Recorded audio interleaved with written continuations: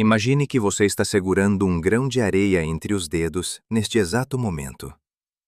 Agora pense: quantos grãos de areia existem em todas as praias da Terra? Talvez 100 quintilhões. Um número que faz a mente tremer. Mas aqui está algo que vai quebrar completamente sua intuição. Existem mais estrelas no universo observável do que grãos de areia em todas as praias do nosso planeta. 300 sextilhões de estrelas. E ao redor de cada uma dessas estrelas podem orbitar planetas. Bilhões e bilhões de mundos. Então por que, em todo esse oceano cósmico infinito, não ouvimos absolutamente nada? Por que o silêncio é tão ensurdecedor? Esta pergunta atormentou um dos maiores físicos do século XX.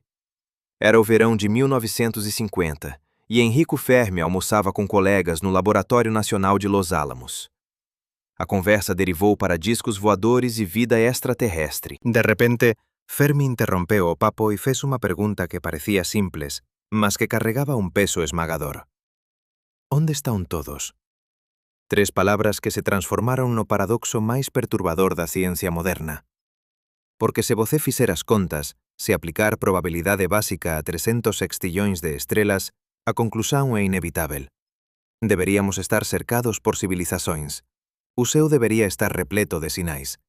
Mas cando apontamos nosos radiotelescopios para as estrelas, o que recebemos de volta é apenas silencio. Un silencio que non faz sentido algún. Vamos colocar iso en perspectiva de unha forma que vai facer seu estómago revirar. Nosa galaxia, a Vía Láctea, contén entre 200 e 400 bilhões de estrelas. Estudos recentes suxeren que prácticamente todas elas posúen pelo menos un planeta. Iso significa que só na nosa galaxia existen centenas de bilhões de mundos. Agora considere isto. A Vía Láctea ten aproximadamente 13 bilhões e 600 millóns de anos. O Sistema Solar ten apenas 4 bilhões e 600 millóns de anos. Iso significa que existen estrelas na nosa galaxia que son 9 bilhões de anos máis vellas que o noso Sol. 9 bilhões de anos. Pense no que a humanidade conseguiu en apenas 200 anos desde a Revolución Industrial. Agora multiplique ese progreso tecnolóxico por 45 millóns. E iso que 9 bilhões de anos representan en termos de desenvolvimento potencial. Se unha civilización surgiu en un planeta orbitando unha desas estrelas antigas, mesmo que apenas 1 billón de anos antes de nós, ela tería tido tempo suficiente para colonizar a galaxia inteira. Non estamos falando de ficción científica.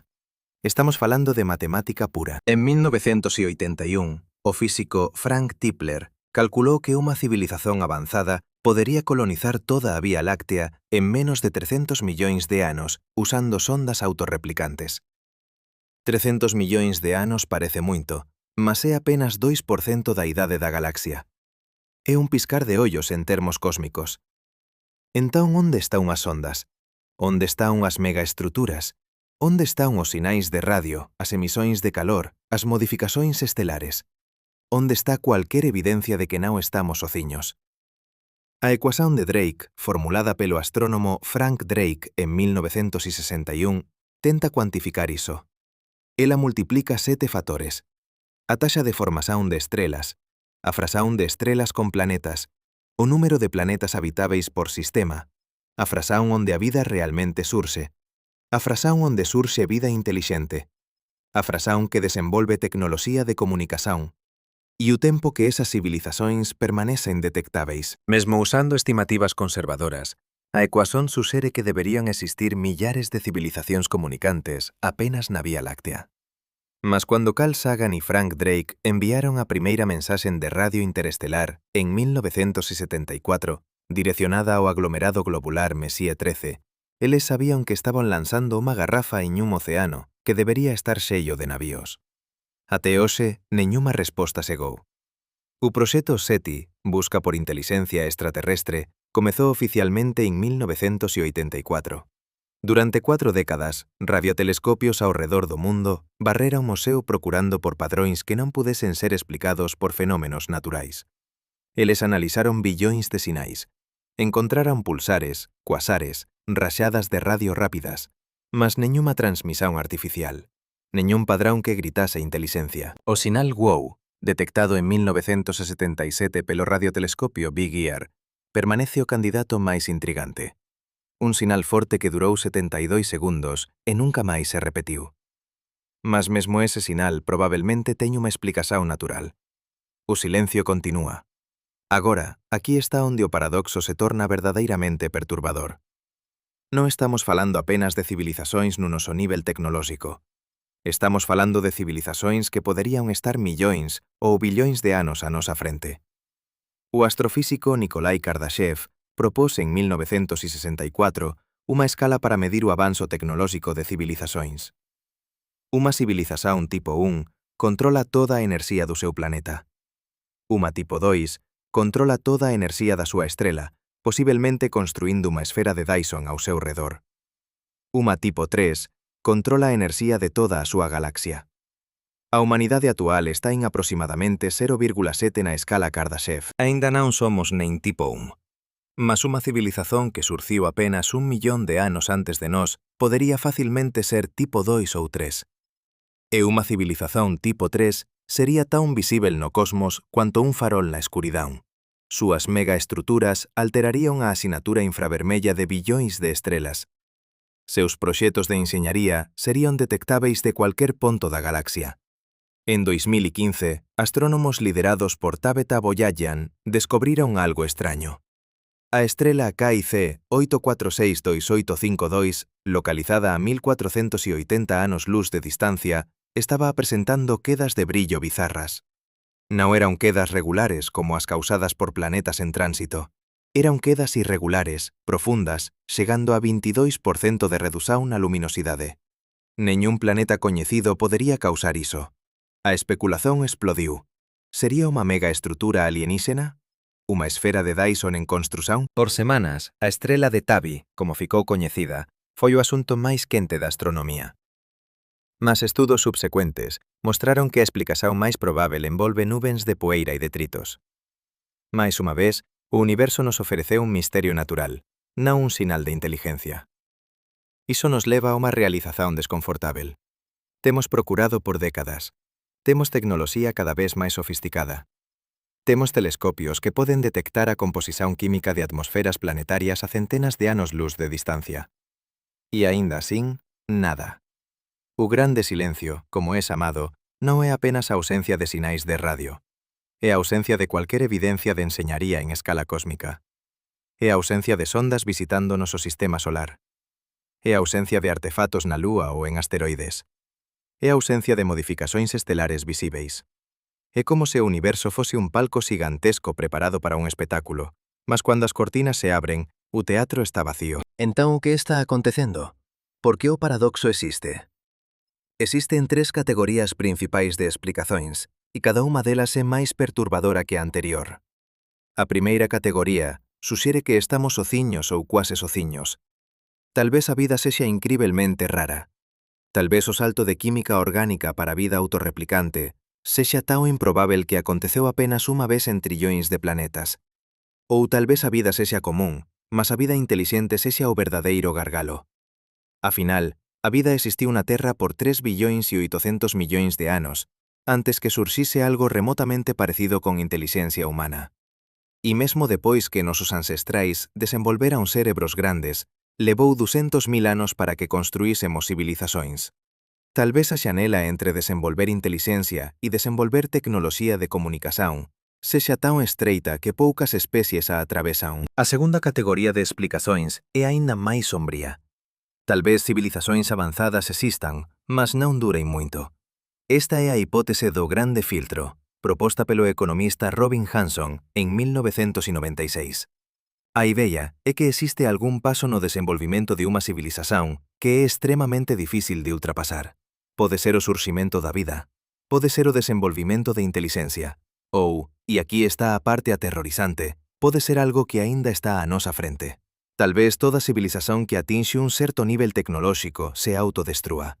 Armas nucleares, mudanzas climáticas catastróficas, intelixencia artificial descontrolada, nanotecnoloxía que consome tudo.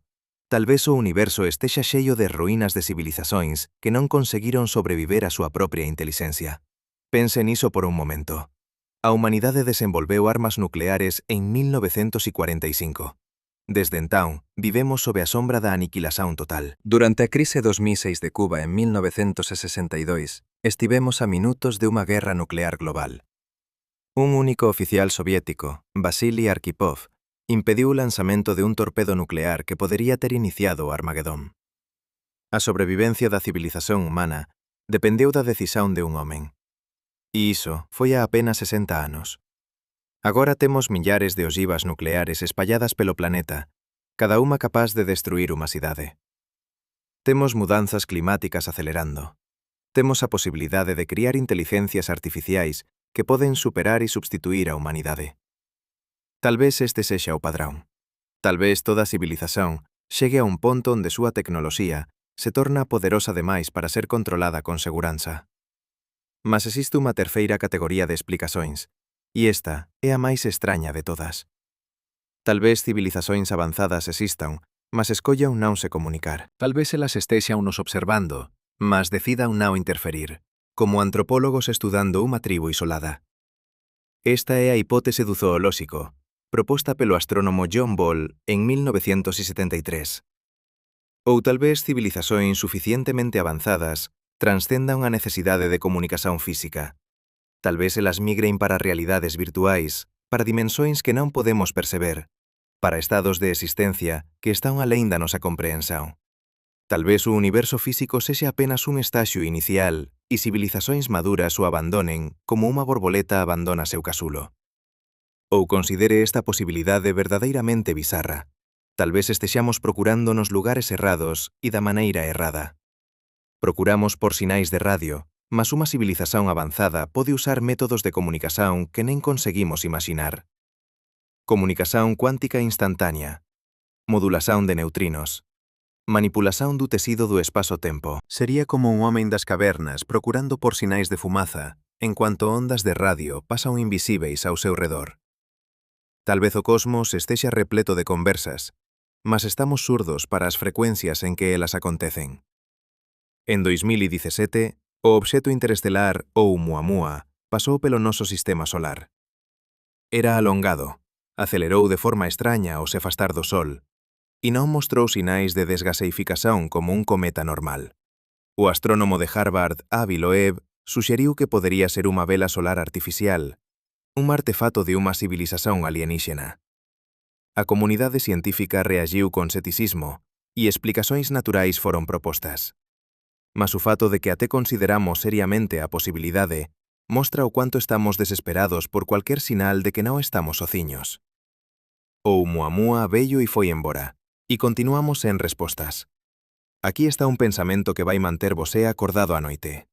E se o grande filtro estivera a nosa frente? E se ollarmos para o céu e virmos silencio porque toda civilización que chega ao noso nivel tecnolóxico ten apenas algunhas décadas ou séculos antes de se extinguir? Iso significaría que o silencio non é un misterio a ser resolvido, mas un aviso a ser ouvido. Cada estrela silenciosa sería un túmulo, cada galáxia vazia sería un cemitério, e nós estaríamos caminhando pelo mesmo caminho, inconscientes do precipício à nossa frente. Mas talvez exista outra interpretação. Talvez o silêncio seja temporário. Talvez estejamos simplesmente cedo demais. O universo tem 13 bilhões e 800 milhões de anos, mas as primeiras gerações de estrelas não tinham planetas rochosos. Elas eram compostas apenas de hidrogênio e hélio. Elementos pesados como carbono, oxigênio e ferro só foram criados dentro de estrelas e espalhados pelo cosmos quando essas estrelas explodiram.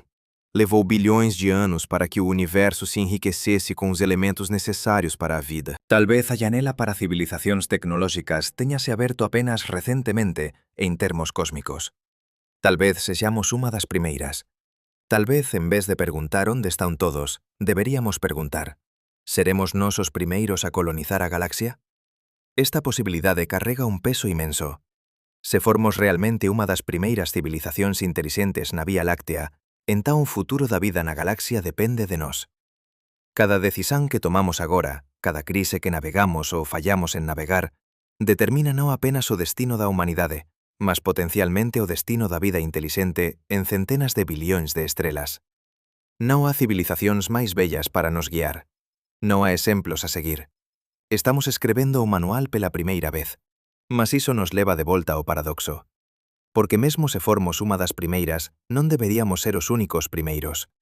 A galaxia é bella o suficiente para que múltiplas civilizacións teñan surxido independentemente. E se apenas unha delas tivese sobrevivido e se expandido, veríamos evidencias. O fato de non vermos nada suxere que algo está fundamentalmente errado con nosas suposicións. Ou a vida é moito máis rara do que pensamos, ou a intelixencia é moito máis rara do que pensamos. Ou civilizacións tecnolóxicas son inherentemente instáveis e de curta duración. Cada opción é profundamente perturbadora. Considere a escala de tempo envolvida. Se unha civilización surxiu apenas 10 millóns de anos antes de nós, un piscar de ollos cósmico, e se expandiu a apenas 1% da velocidade da luz, ela xa tería colonizado un volume de espazo con millares de anos-luz de diámetro. Deberíamos ver súas megaestruturas, deberíamos detectar súas emisións, deberíamos encontrar súas ondas. O fato de que non encontramos nada, absolutamente nada, en décadas de busca intensiva, suxere que estamos perdendo algo fundamental sobre a natureza da vida, da intelixencia ou do propio universo. Entón aquí estamos, unha especie xoven en un planeta pequeno, ollando para un cosmos que debería estar fervillando de vida, mas que nos devolve apenas silencio. Un silencio tan profundo que desafía a explicación, un silencio que nos forza a confrontar posibilidades que preferíamos ignorar. Estamos sozinhos? Somos os primeiros? Ou somos os últimos sobreviventes de un filtro que dizimou incontáveis civilizações antes de nós? E se for a última opção, o que esse filtro pode ser? O que está esperando por nós nas próximas décadas ou séculos que foi fatal para todos os outros? A resposta para o paradoxo de Fermi pode ser a descoberta mais importante que a humanidade jamais fará. Porque não é apenas uma questão científica, é uma questão existencial. É sobre nosso lugar no cosmos. É sobre nosso futuro. É sobre se a inteligência é uma bênção ou uma maldição. E quanto mais procuramos e não encontramos nada, mais urgente a pergunta se torna. Onde estão todos? Por que o silêncio? E o que isso significa para nós? Vamos fazer um exercício mental que vai virar seu estômago do avesso. Imagine que você está em uma sala escura, completamente escura. E alguém lhe diz que nesta sala existem 10 trilhões de pessoas. 10 trilhões. Você acende uma lanterna e começa a procurar. Procura por 1 hora, por um dia, por uma semana. E não encontra ninguém. Nem uma única pessoa. Nem um sussurro. Nem uma respiração. Nem uma sombra. Neste ponto, você tem 3 opções. Primeira, você está procurando errado. Segunda, as pessoas estão se escondendo deliberadamente. Terceira, não há ninguém na sala, e quem lhe disse que havia estava errado ou mentindo. Esta é exatamente a situação em que nos encontramos com o paradoxo de Fermi. E cada uma dessas 3 opções abre um abismo de implicações que a ciência moderna está apenas começando a explorar. Comecemos pela primeira possibilidade. Estamos procurando errado. Esta é, de certa forma, a explicação mais reconfortante, porque suxere que o universo está repleto de vida. Apenas non conseguimos detectala aínda. Mas quando você examina os detalles, o conforto desaparece rapidamente. Considere o que xa fixemos. O proxecto SETI non é un esforzo amador. É unha operación científica rigorosa que durou 4 décadas e envolveu algúns dos maiores radiotelescopios do planeta. O Observatorio de Arecibo, antes de seu colapso en 2020, tiña un prato de 305 metros de diámetro. O telescopio esférico de abertura de 500 metros na Xina, coñecido como FAST, é aínda maior. Eses instrumentos poden detectar un sinal de radio fraco vindo de millares de anos-luz de distancia.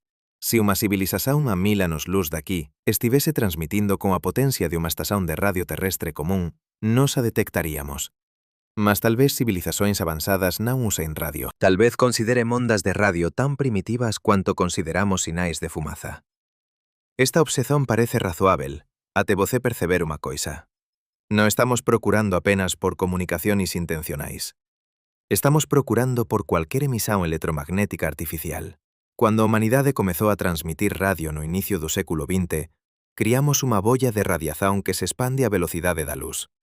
Neste momento esa bolla ten un rayo de aproximadamente 120 anos-luz.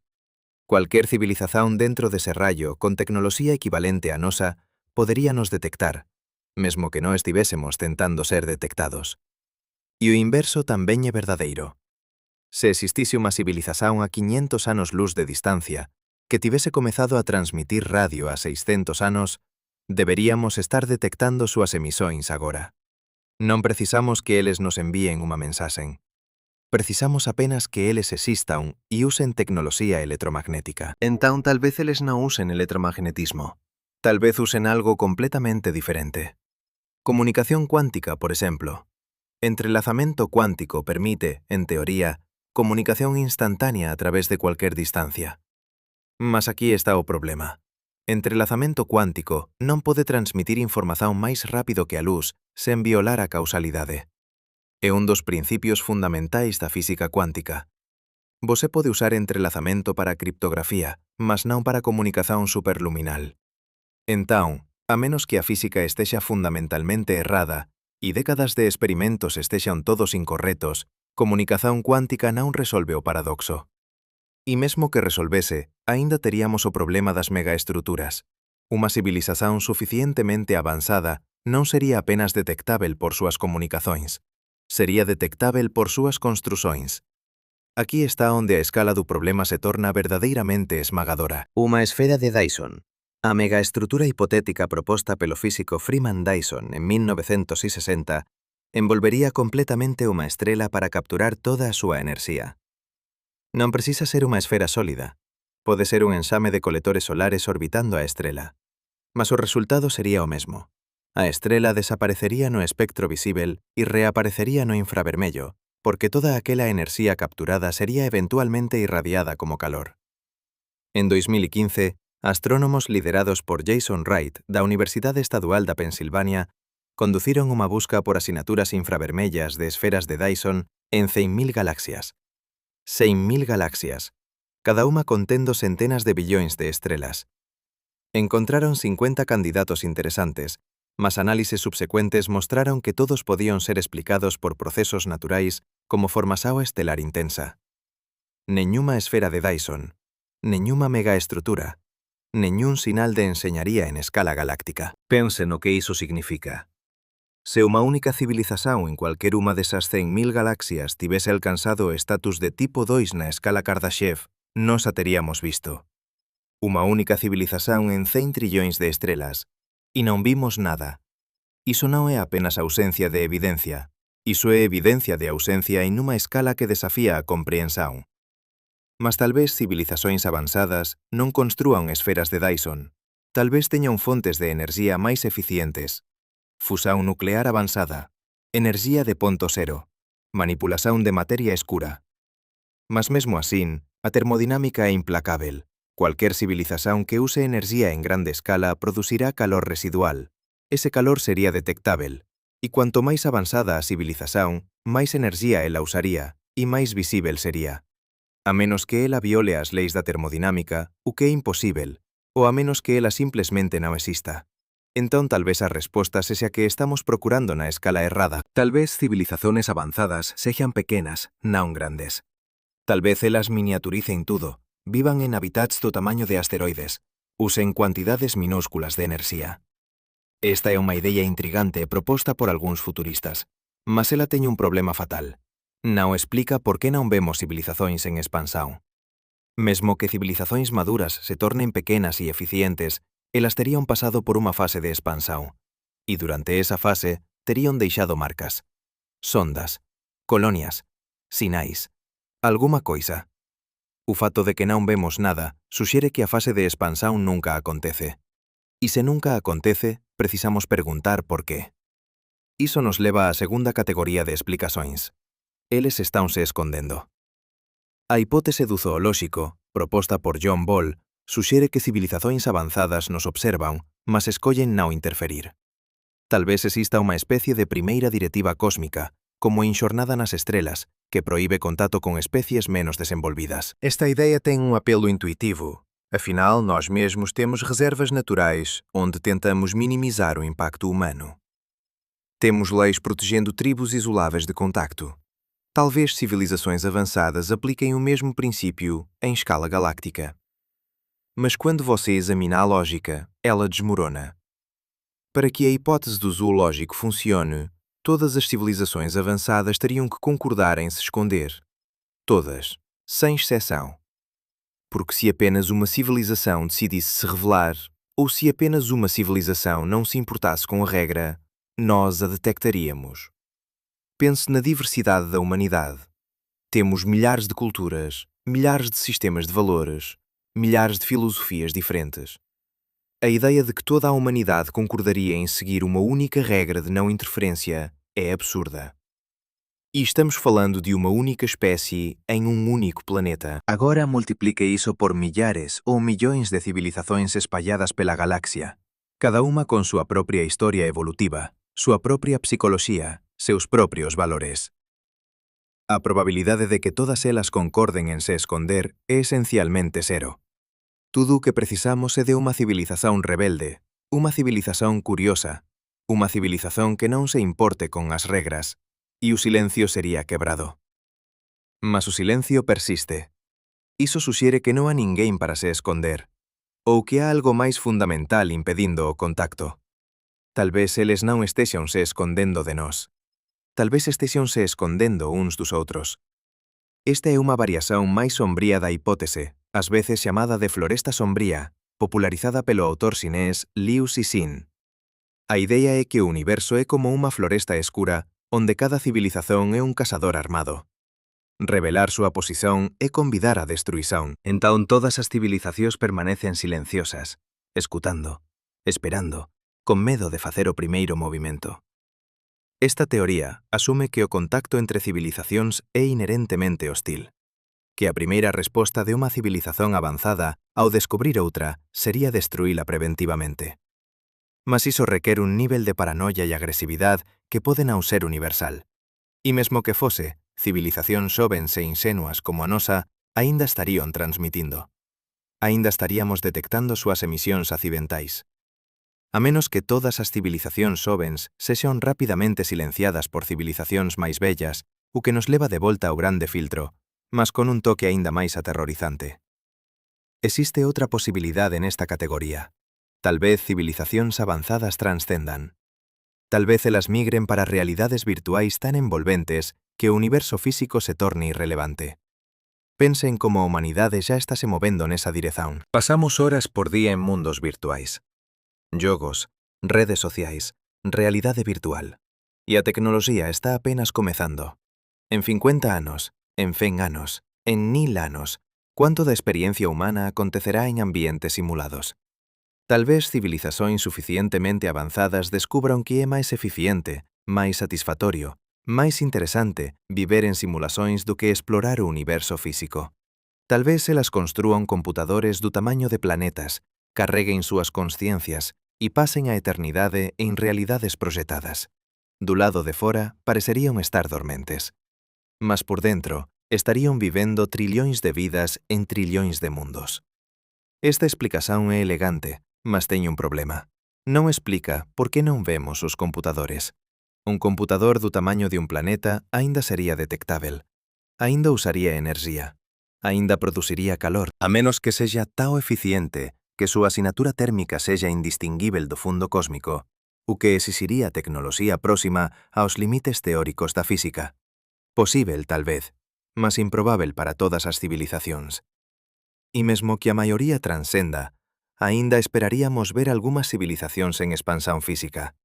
Algunhas que escolleron o camiño diferente. Algunhas que aínda están explorando, construindo, colonizando. Mas non vemos neñuma. O que nos traz a terceira e máis perturbadora categoría de explicacións. Non há ninguén lá fora, porque civilizacións tecnolóxicas non duran. O grande filtro é a idea de que existe un paso no camiño de moléculas simples para civilizacións que colonizan galaxias que é extremamente improbável. Tan improbável que a vasta maioría das tentativas falla. A questão crucial é: onde está o filtro? Está atrás de nós ou a nosa frente? Se está atrás de nós, entón o paso difícil já foi superado. Tal vez sexa o surximento da vida. Tal vez sexa o desenvolvimento de células eucarióticas. Tal vez sexa a evolución da inteligencia. Se o filtro está atrás de nós, entón somos incrivelmente sortudos, mas o futuro é brillante. Podemos nos expandir pela galaxia sen encontrar competición.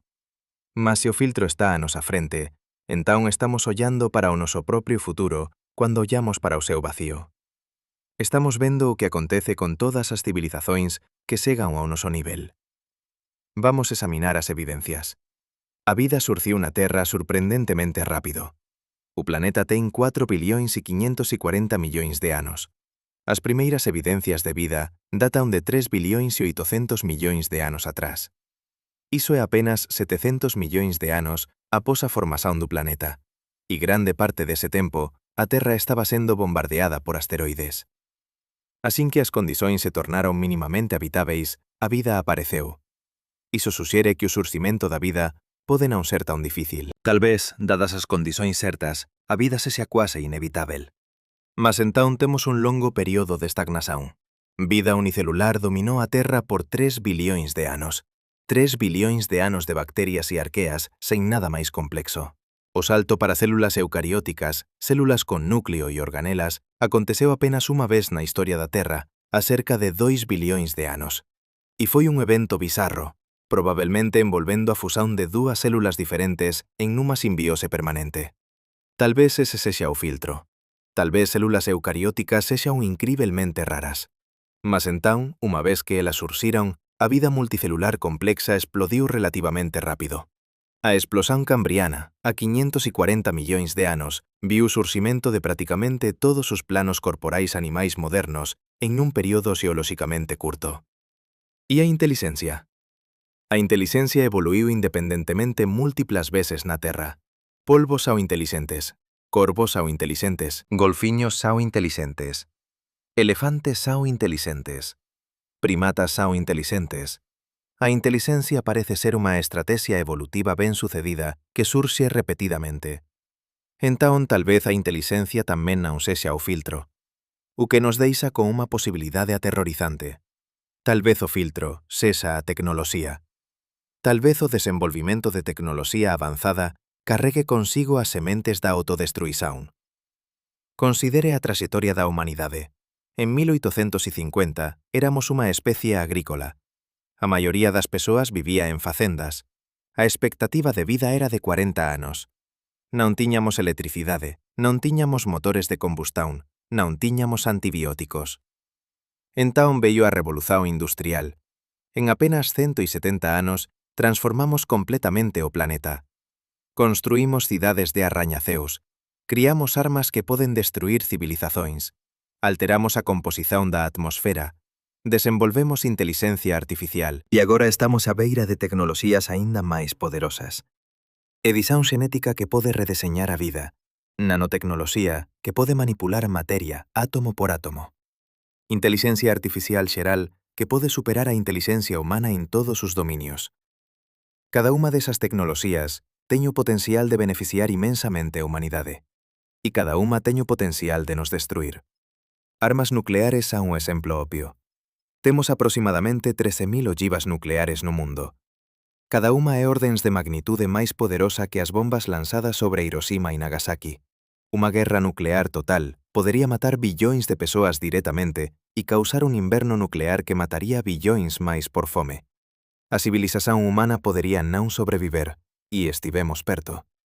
Durante a crise 2006 de Cuba, durante incidentes de falsos alarmes na Guerra Fría, durante tensóns entre India e Paquistán. A sobrevivencia da humanidade dependeu, múltiplas veces, de individuos tomando a decisión certa sobre presión extrema. Tivemos sorte. Mas sorte non é unha estrategia de longo prazo. E armas nucleares son apenas o comezo.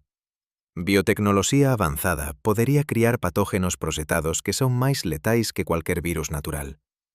A tecnoloxía CRISPR torna a edición xenética accesível a laboratorios relativamente pequenos. En 2018, un cientista xinés chamado He Jiankui criou os primeiros bebés genéticamente modificados. A comunidade científica ficou horrorizada, mas a tecnoloxía existe. E se alguén decidir criar un patógeno que se espalla como influenza, mas mata como ébola, a humanidade podería ser extinta en meses. Inteligencia artificial apresenta riscos de unha natureza completamente diferente. Non estamos falando de robós asasinos de filmes de ficción científica. Estamos falando de sistemas de IA que optimizan obxectivos sen entender contexto ou valores humanos. O filósofo Nick Bostrom describe o problema do clipe de papel. Imagine unha IA proxetada para fabricar clipes de papel. Se ela se tornar suficientemente inteligente e non tiver restricións adecuadas, pode decidir que a mellor maneira de maximizar a produción de clipes é converter toda a materia disponíbel, incluindo humanos, en clipes de papel. Iso soa absurdo, até você perceber que é exactamente como sistemas de optimización funcionan. Eles maximizan a función obxectivo, e se a función obxectivo non captura tudo o que valorizamos, o resultado pode ser catastrófico. E estamos desenvolvendo IA en un ritmo acelerado, sen realmente entender como garantir que ela permaneza aliñada con valores humanos. Mudanzas climáticas a un outro candidato. Ya aumentamos a temperatura media global en aproximadamente 1,2 graus Celsius desde a era preindustrial. Estamos no camiño para 2 ou 3 graus até o final deste século. Iso non parece moito, mas as consecuencias son enormes. Derretimento de calotas polares. Aumento do nivel do mar. Eventos climáticos extremos máis frecuentes. Colapso de ecosistemas. Migración en masa. Conflitos por recursos.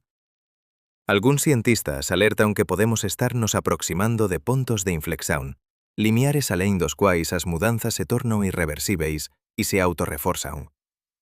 Se o permafrost do Ártico derreter completamente, liberará cuantidades masivas de metano, un gas de efeito estufa moito máis potente que dióxido de carbono.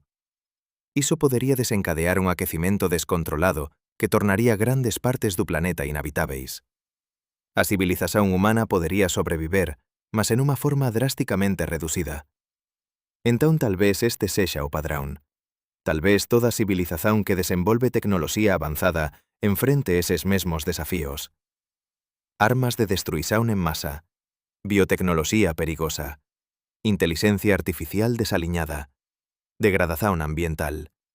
E tal vez a maioría falle. Tal vez a llanela entre desenvolver tecnoloxía poderosa e desenvolver a sabedoría para usala con seguranza sella tan estreita que poucas civilizacións a atravesan. Tal vez o universo estexa xello de planetas onde civilizacións surxiran, brillaran por algúns séculos e depois se extinguiran, deixando apenas ruínas silenciosas. Se iso for verdade, entón o grande silencio non é un misterio. É un aviso. É o universo nos dicendo: cuidado, vocês están entrando na zona de perigo. A maioría non pasa. E nós estamos ben no medio desa zona agora. Mas existe unha cuarta posibilidade que raramente é discutida, e é tal vez a máis extraña de todas. E se a vida intelixente for común, mas a vida tecnolóxica for rara non porque civilizacións se autodestrúan, mas porque elas escollen non desenvolver tecnoloxía. Considere os golfiños. Eles son intelixentes, ten cerebros grandes, ten linguaxe complexa, ten cultura, mas non ten tecnoloxía. Non poden ter tecnoloxía porque viven na agua e non ten mãos. Mas mesmo se pudesen escollerían. Golfiños parecen perfeitamente felices sendo golfiños. Eles non parecen sentir necesidade de construir cidades ou espazonaves. Tal vez a maioría das especies intelixentes sella asín. Tal vez a humanidade sella unha aberración, unha especie extrañamente obcecada con ferramentas e modificación do ambiente. Tal vez a maioría das especies intelixentes desenvolva un equilibrio con seu ambiente e permaneza lá, vivendo vidas ricas e complexas que non deixan marcas detectáveis no cosmos. Esta explicación teñe un problema. Non explica por que non vemos nin mesmo as aberrações. Se a humanidade é unha en 1.000.000, aínda deberían existir millóns de especies como nós na galaxia. E algunhas delas deberían ser detectáveis. A menos que a humanidade sexa unha en 1.000.000.000, ou unha en 1.004.000.000, o que nos traz de volta a questão de por que a vida intelixente e tecnolóxica sería tan absurdamente rara. Cada explicación que examinamos ten problemas. Cada unha deixa preguntas sen resposta. E iso nos leva a unha posibilidade verdadeiramente radical. E se nos as suposicións fundamentais estiveren erradas? E se a vida non for baseada en carbono e agua? E se a intelixencia non exixir cerebros biolóxicos? E se civilizacións avanzadas existiren en formas que non podemos recoñecer. Procuramos por vida como a coñecemos, porque é a única vida que coñecemos. Mas o universo é vasto e extraño. Tal vez existan formas de vida baseadas en silicio en vez de carbono. Tal vez existan entidades conscientes vivendo en nubes de plasma en atmosferas de gigantes gasosos. Tal vez existan inteligencias distribuidas en redes de fungos o bacterias. Tal vez existan seres que viven en escalas de tempo tan lentas que un pensamento leva 1000 anos, ou tan rápidas que civilizacións inteiras sursen e caen en microsegundos. Como recoñeceríamos tais entidades? Como nos comunicaríamos con elas? Sería como unha bacteria tentándose comunicar con un humano. A diferenza de escala e complexidade é tan grande que o contacto pode ser imposível, mesmo que ambos existan no mesmo espazo. Ou considere esta posibilidade. E se estivermos vivendo en unha simulación? Esta idea, popularizada pelo filósofo Nick Bostrom, suxere que se civilizacións avanzadas poden criar simulacións detalladas de universos, e se elas crían moitas desas simulacións, entón é estatísticamente máis probável que estexamos vivendo en unha simulación do que no universo base. E se for ese o caso, entón o paradoxo de Fermi ten unha resposta simples. Os programadores da simulación non incluíran outras civilizacións, ou as incluíran, mas en rexións do universo simulado que non podemos alcanzar. O propósito da simulación é estudar o desenvolvimento de unha única civilización isolada e contacto con outras civilizacións quebraría o experimento. Esta explicación é non falsificável, o que a torna científicamente insatisfactoria, mas non necesariamente errada. Entón, onde iso nos deixa? Examinamos as explicacións principais para o paradoxo de Fermi. Estamos procurando errado. Eles están se escondendo. Eles non existen porque civilizacións se autodestrúen. Eles existen, mas en formas que non recoñecemos. Cada explicación ten puntos fortes e fracos. Cada unha é consistente con algúns dados, mas non con outros. E a verdade pode ser unha combinación de varias explicacións. Tal vez a vida sexa rara e a intelixencia sexa rara, e civilizacións tecnolóxicas sexan instáveis. Tal vez múltiplos filtros existan, cada un reducindo o número de civilizacións detectáveis. Tal vez estexamos realmente sociños, ou quase sociños, en un universo vasto demais para comprender. Mas aquí está o que sabemos con certeza. O silencio é real. Décadas de busca produciron nada, neñún sinal, neñuma megaestrutura, neñuma sonda, neñún artefato. E cuanto máis procuramos, máis perturbador o silencio se torna. Porque cada ano que pasa sen detección, reduce o espazo de posibilidades. Cada pesquisa que non encontra nada, elimina máis explicacións. E estamos chegando a un punto onde as explicacións restantes son todas profundamente desconfortáveis. Ou estamos sociños, o que significa que a vida intelixente é tan rara que pode acontecer apenas unha vez en un universo observável. Ou non estamos sociños, mas algo impede civilizacións de se tornaren detectáveis. E ese algo pode estar esperando por nós. A resposta para o paradoxo de Fermi importa. Importa máis do que quase cualquier outra questão científica. Porque non é apenas sobre se existen alienígenas, é sobre noso futuro. Se o grande filtro está a nosa frente, entón cada decisión que tomamos nas próximas décadas pode determinar se a humanidade sobrevive ou se torna máis unha civilización silenciosa. Se o filtro está atrás de nós, entón temos unha responsabilidade cósmica de nos expandir e preservar a vida intelixente. E se estamos realmente sociños, entón somos a única chance do universo de se coñecer. A única chance de materia inconsciente se tornar consciente e contemplar súa propia existencia. Non há presión maior que esa. Entón continuamos procurando. Continuamos escutando. Continuamos esperando por un sinal que pode nunca vir. E en cuanto esperamos, enfrentamos nosos propios desafíos, nosas propias armas, nosas propias tecnoloxías perigosas, noso propio potencial de autodestruición. O paradoxo de Fermi nos forza a ollar para nós mesmos e perguntar: seremos diferentes? Seremos a civilización que sobrevive? Ou nos juntaremos ao silencio, máis unha voz que comezou a falar e depois parou, deixando o cosmos tan vacío cuanto sempre foi? Mas espere, há algo que aínda non examinamos completamente. algo que torna o paradoxo ainda máis extraño do que parece a primeira vista. Non é apenas que non encontramos civilizacións alienígenas, é que os dados que temos son profundamente bizarros de maneiras que raramente discutimos. Considere isto. O universo observável contén aproximadamente 2 trillóns de galaxias. Cada galaxia contén en media 100 billóns de estrelas. Iso significa que existen cerca de 200 sextillóns de estrelas no universo observável. 200 seguido de 21 ceros. E sabemos agora, grazas ao telescopio Kepler, que praticamente toda estrela ten pelo menos un planeta. Moitas ten múltiplos planetas. E unha fracción significativa deses planetas está na zona habitável, onde agua líquida pode existir. Os números son tan grandes que desafían comprensión. Mesmo se apenas suma en 1 millón de estrelas tiver un planeta habitável, iso aínda significa 200 cuatrillóns de planetas habitáveis. Mesmo se apenas suma en 1 billón desas desenvolver vida, iso aínda significa 200 trillóns de planetas con vida. E mesmo se apenas suma en 1 billón desas desenvolver vida intelixente, iso aínda significa 200.000 civilizacións apenas no universo observável. Mas non encontramos nenhuma. En décadas de busca intensiva, usando os instrumentos máis sensíveis xa construídos, non encontramos absolutamente nada que suxira inequivocamente a existencia de vida intelixente alén da Terra. Iso é estatísticamente bizarro. É como xogar unha moeda 200.000 veces e obter cara todas as veces. A probabilidade é tan baixa que você começaría a suspeitar que algo está fundamentalmente errado con a moeda, ou con súas suposições sobre como moedas funcionam. Então, o que está errado? Onde estão os erros em nosso raciocínio? Uma possibilidade é que estamos superestimando drasticamente a probabilidade de vida surgir. Talvez o salto de química orgânica para a vida autorreplicante seja muito mais difícil do que pensamos. Afinal, só temos um exemplo: a vida na Terra. E não sabemos realmente como ela começou. Temos hipóteses.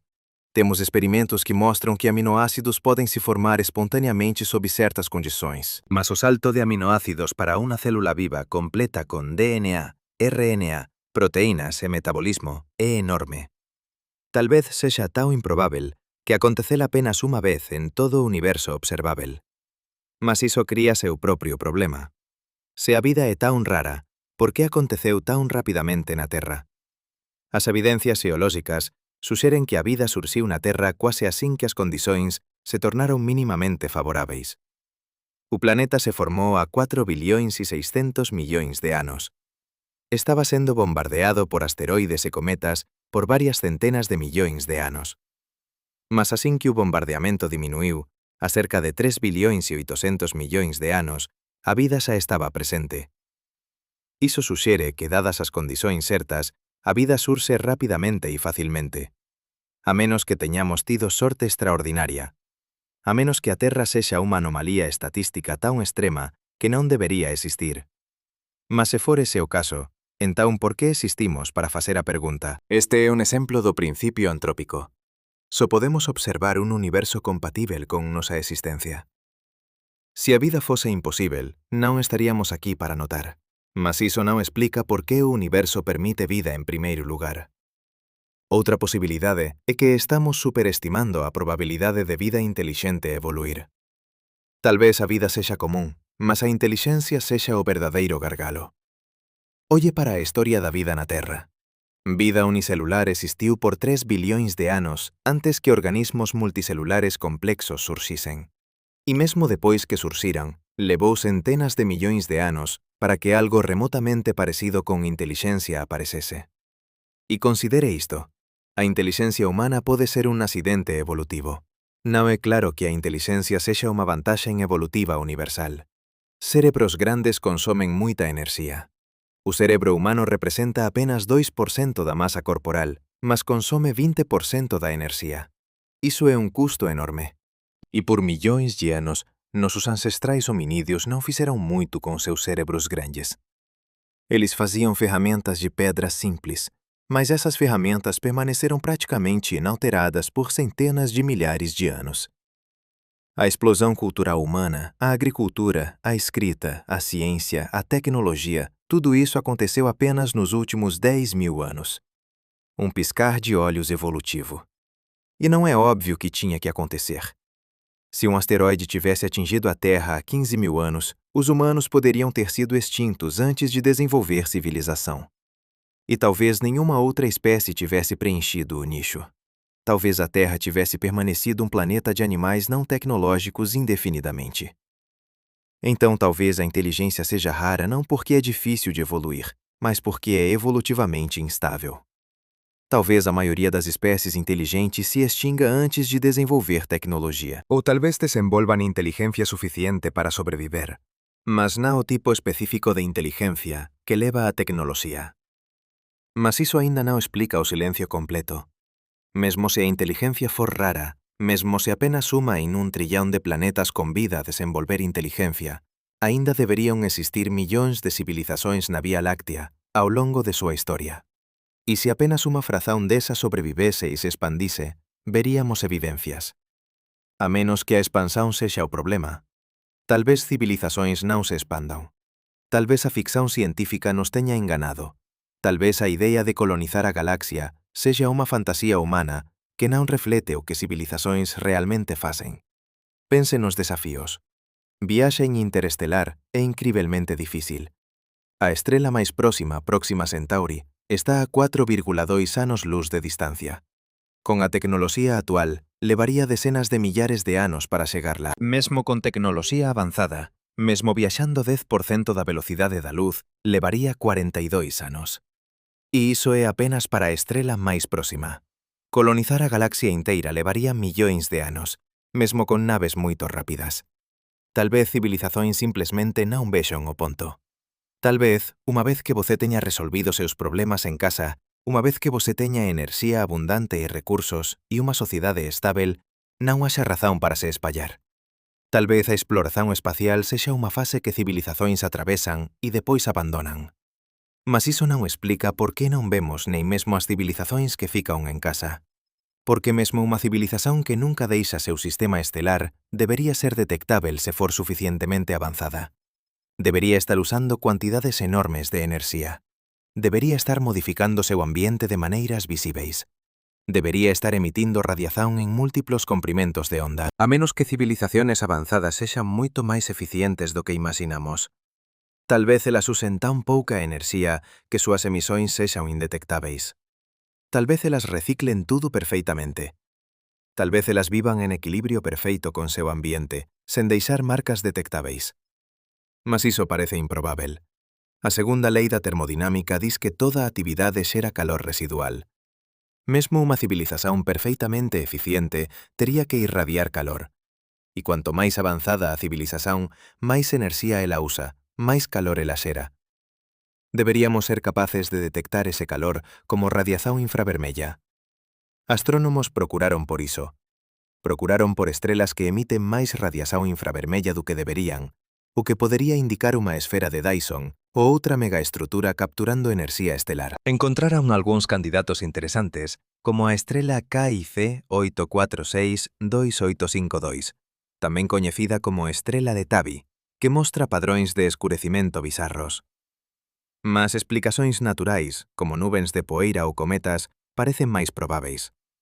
Nenhuma detección inequívoca foi feita. Entón tal vez civilizações avanzadas non construan megaestruturas. Tal vez elas miniaturicen. Tal vez, en vez de construir esferas de Dyson, elas construan computadores do tamaño de grauns de areia que son máis poderosos que todos os computadores da Terra combinados. Tal vez elas vivan en realidades virtuais, en simulações tan detalladas que o mundo físico se torna irrelevante.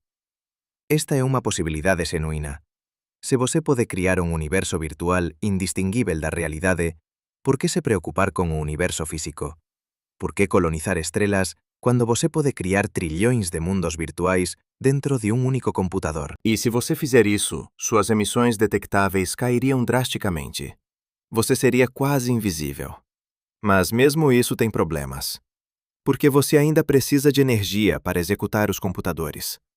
Você ainda precisa de matéria para construí-los. E se civilizações realmente fazem isso, se realmente migram para realidades virtuais, então o universo físico deveria estar cheio de computadores abandonados, de infraestrutura deixada para trás. Deveríamos encontrar algo. A menos que elas limpem tudo.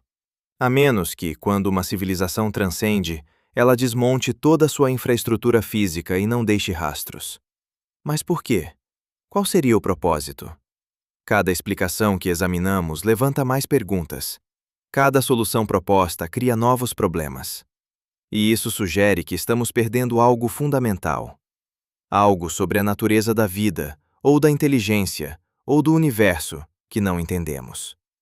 Considere a possibilidade de que a vida seja comum, mas a vida complexa seja rara. Na Terra, a vida unicelular surgiu rapidamente, mas a vida multicelular levou bilhões de anos para aparecer.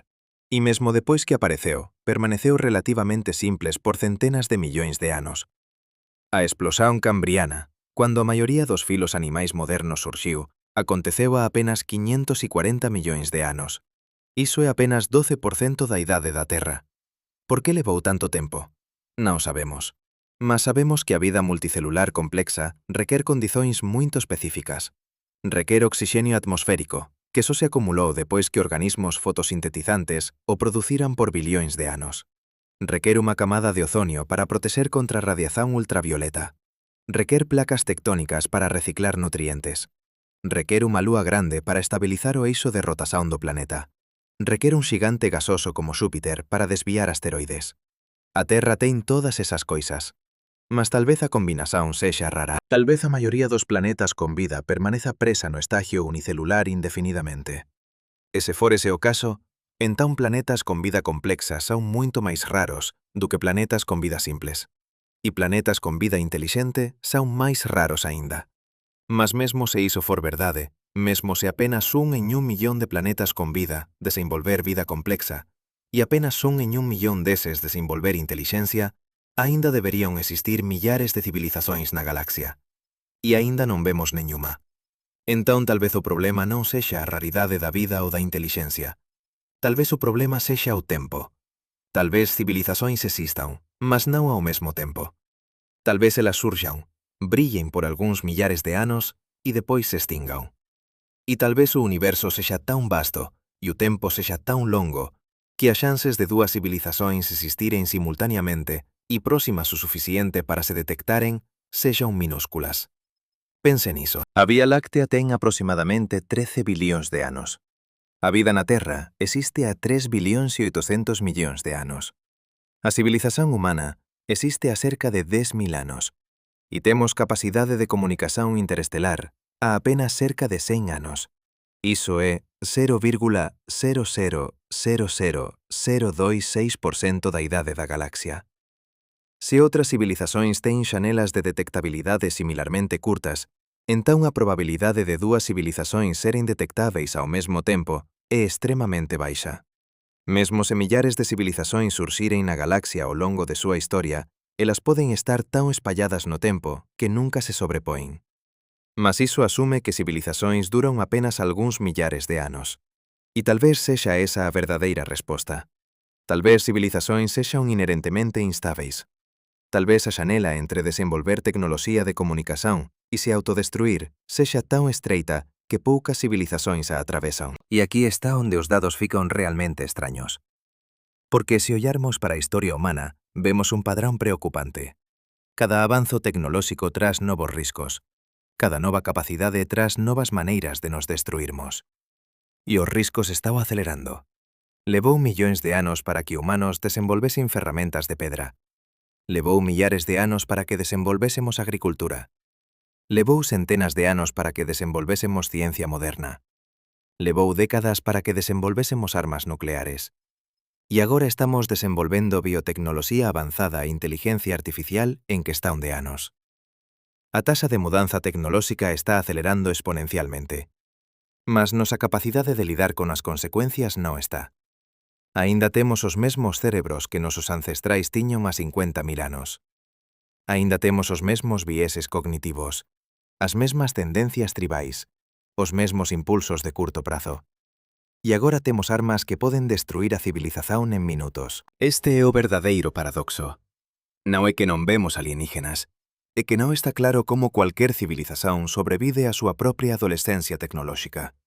Como você navega a transición de unha especie planetaria para unha especie espacial sen se autodestruir no proceso?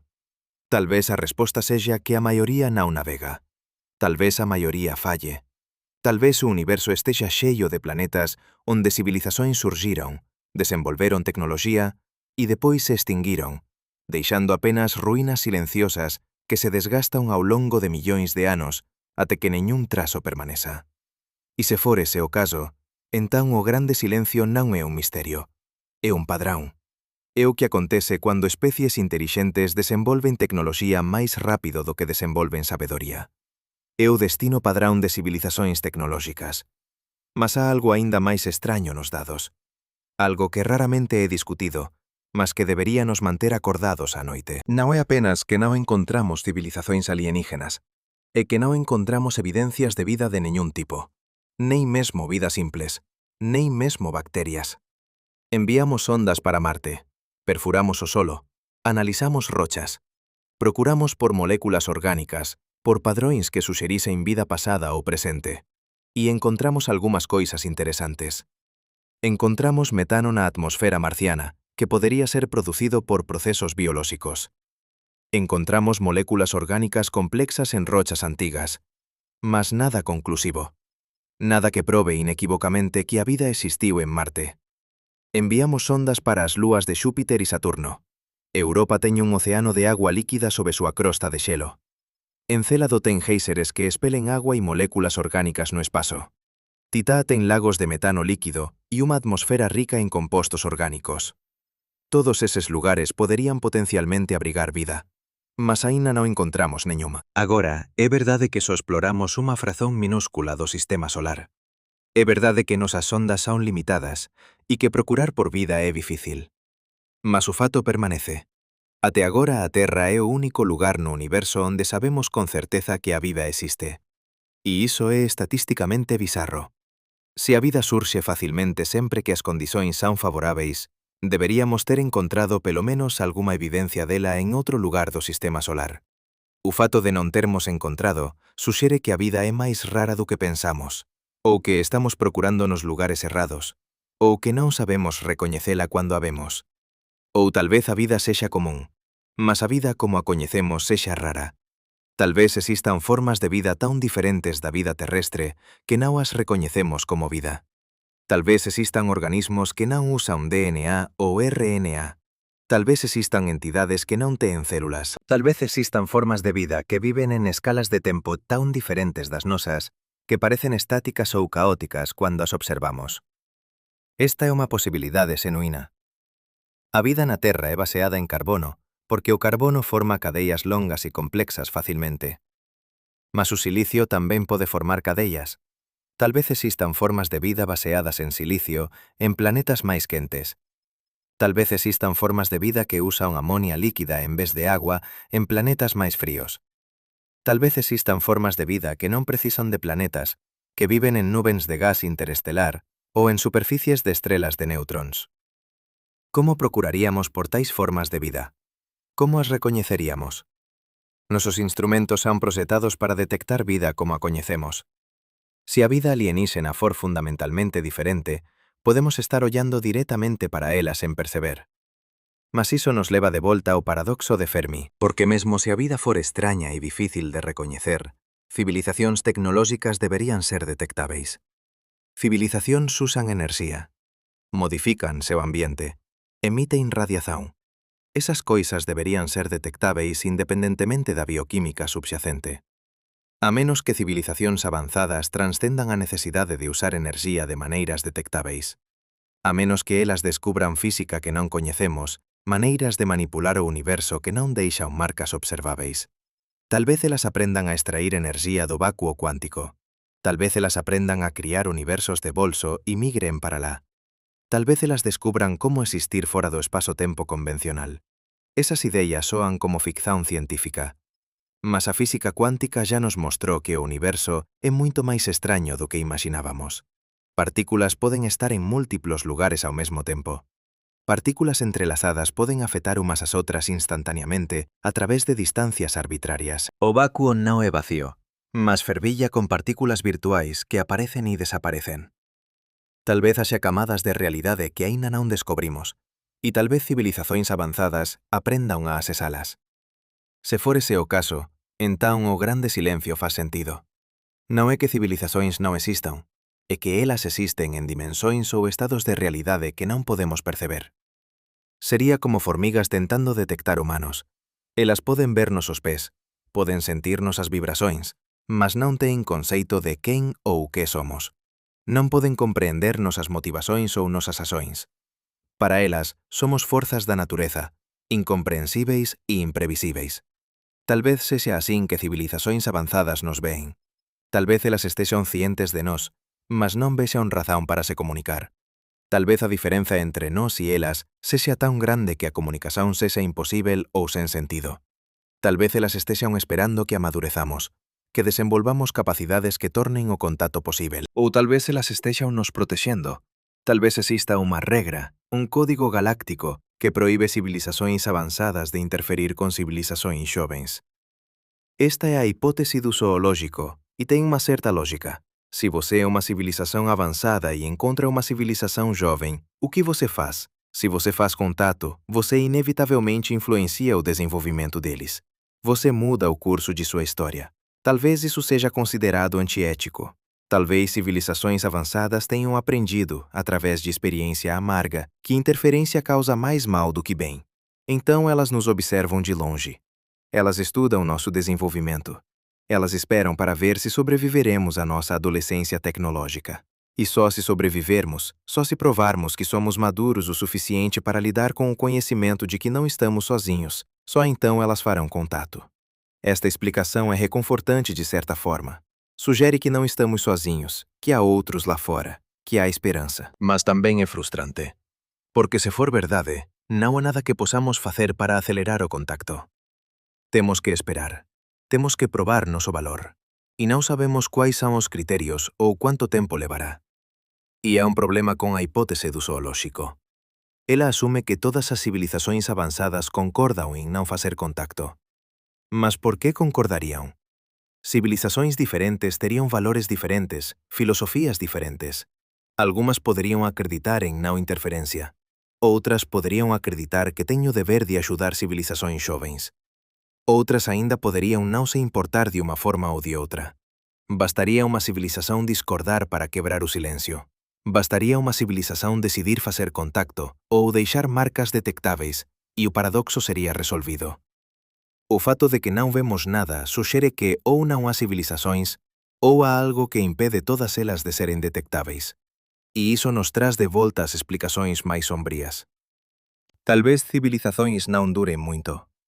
Tal vez o grande filtro sexa real e estexa a nosa frente. Tal vez cada civilización que atinxe noso nivel tecnolóxico teña apenas algunhas décadas ou séculos antes de enfrentar unha crise existencial que a maioría non sobrevive. Os dados suportan iso. Olle para a historia humana. Desenvolvemos armas nucleares en 1945. Desde entón, tivemos múltiplas crises onde estivemos á beira da guerra nuclear. A crise dos míseis de Cuba en 1962, o incidente de Stanislav Petrov en 1983, cando un oficial soviético recebeu un alarme falso de ataque nuclear americano e decidiu non retaliar, salvando potencialmente o mundo. O incidente de 1995, cando a Rusia quase lanzou míseis nucleares en resposta a un foguete de pesquisa noruegués que confundiran con un mísil. Sobrevivemos a esas crises por sorte e pelo xulgamento de algúns individuos. Mas a sorte non dura para sempre. E agora temos novos riscos. Biotecnoloxía que podería criar pandemías proxetadas. Inteligencia artificial que podería se tornar incontrolável. Mudanzas climáticas que poderían tornar o planeta inhabitável. Nanotecnoloxía que podería consumir a biosfera. Cada unha desas tecnoloxías ten o potencial de causar extinción. E estamos desenvolvendo todas elas simultáneamente, sen realmente entender os riscos ou como mitigalos. É como se estivésemos correndo en dirección a un precipicio no escuro, acelerando constantemente, sen saber cuán perto estamos da borda. Tal vez este sexa o padrón. Tal vez toda civilización segue a este ponto. Tal vez a transición de unha especie planetaria para unha especie espacial sexa tan perigosa que a maioría non sobrevive.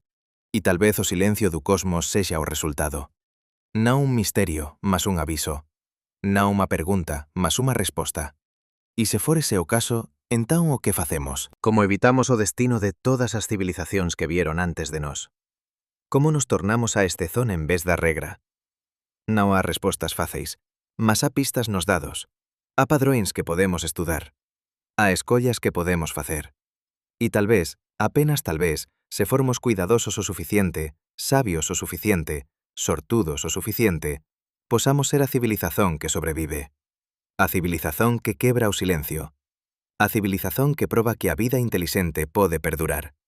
Mas primeiro, temos que entender o que realmente estamos enfrentando. Temos que ollar honestamente para os dados, por máis desconfortáveis que sexan. Temos que confrontar a posibilidade de que o universo non é o que pensábamos, de que noso lugar nele é máis precario do que imaginábamos, de que o futuro non está garantido. Porque o paradoxo de Fermi non é apenas unha cuestión científica, é un espello. É o universo nos mostrando quen somos e o que podemos nos tornar. E a imaxen que vemos é simultaneamente aterrorizante e inspiradora. Aterrorizante porque mostra a nosa fragilidade. Inspiradora porque mostra a nosa singularidade. Somos, até onde sabemos, a única civilización tecnolóxica no universo observável. A única xance da materia de se coñecer. A única esperanza de que a intelixencia posa perdurar. E esa realización debería mudar tudo. Debería mudar como vemos a nós mesmos, como tratamos uns aos outros, como pensamos sobre o futuro. Porque se estivermos realmente sociños, entón cada vida humana é infinitamente preciosa. Cada idea é insubstituível. Cada momento de beleza ou compreensón é único no cosmos. E se nos destruirmos, se permitirmos que nosa civilización calla, entón o universo volta a ser silencioso, volta a ser inconsciente, volta a ser vacío. Esa é a verdadeira extrañeza dos dados. Non que non encontramos alienígenas, mas que encontramos a nós mesmos. Sociños en un universo vasto demais para comprehender, carregando un fardo pesado demais para suportar, enfrentando escollas importantes demais para ignorar. E o que permanece sen resposta non é apenas onde están todos, é o que faremos con ese coñecimento. Como responderemos ao silencio? Se nos tornaremos a civilización que sobrevive ou apenas máis unha voz que comezou a falar e depois parou. O cosmos está esperando, non por unha resposta, mas por unha escolla. E entón, en 2023, algo mudou. Non unha resposta ao paradoxo, mas unha nova maneira de facer a pregunta. O telescopio espacial James Webb, posicionado a 1.500.000 kilómetros da Terra, comezou a analizar atmosferas de exoplanetas con unha precisión sen precedentes. E os dados que retornaron forzaron a comunidade científica a reconsiderar tudo. O planeta K2-18b, un superterra orbitando unha estrela aná vermella a 124 anos luz de distancia, mostrou algo extraordinario en súa atmosfera. Non apenas vapor de agua e dióxido de carbono, que poderían ser explicados por procesos geolóxicos, mas dimetilsulfeto, un composto que na Terra é producido quase exclusivamente por fitoplancton. Un composto que non ten explicación abiótica coñecida. Un composto que suxere vida. A descoberta non foi anunciada inmediatamente. Primeiro vieron meses de verificación. Secasen de calibración de instrumentos. Análise estatística. Busca por explicacións alternativas. Porque a afirmación de que encontramos evidencia de vida extraterrestre requere evidencia extraordinaria. E a comunidade científica aprendeu a ser cautelosa depois de falsas esperanzas anteriores. Mas cuanto máis analizaban os dados, máis sólidos eles parecían. O sinal era forte, era consistente, era repetível. E non había explicación química ou geolóxica que se encaixase. En abril de 2024, a descoberta foi publicada. E o mundo científico explodiu en debate. Porque aquí está o problema. Se K2-18b ten vida, vida que produz compostos detectáveis en súa atmosfera, entón a vida non é rara. A vida pode ser común. E se a vida é común, o paradoxo de Fermi se torna aínda máis paradoxal. Porque agora non estamos apenas perguntando por que non vemos civilizacións tecnolóxicas. Estamos perguntando por que vemos vida simples, mas non vida complexa. Por que vemos química, mas non enxeñaría.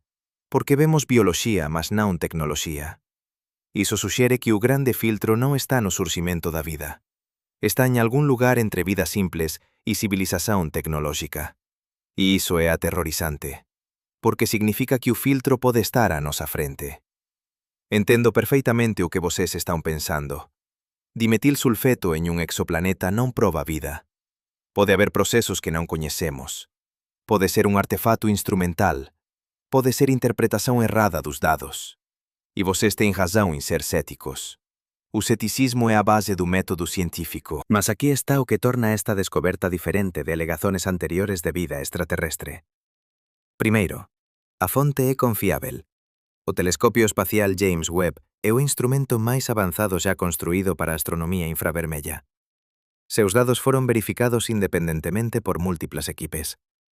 Segundo, o sinal é específico. Non é unha anomalía vaga que podería ser cualquier coisa. É un composto químico específico con unha asinatura espectral clara. Terceiro, non há explicación abiótica coñecida. Cientistas procuraron, modelaron procesos geolóxicos, consideraron química atmosférica exótica. Nada se encaixa tan ben cuanto a explicación biolóxica.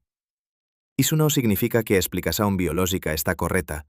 Significa que é a mellor explicación que temos con os dados disponíveis. E na ciencia, traballamos con as mellores explicacións disponíveis até que dados mellores aparezan. Mas vamos asumir por un momento que a explicación biolóxica está correta. Vamos assumir que K2-18b realmente tem vida. O que isso nos diz sobre o paradoxo de Fermi? Nos diz que a vida pode surgir facilmente, que dado um planeta com as condições certas, água líquida, química orgânica, fonte de energia, a vida aparece. Talvez não sempre.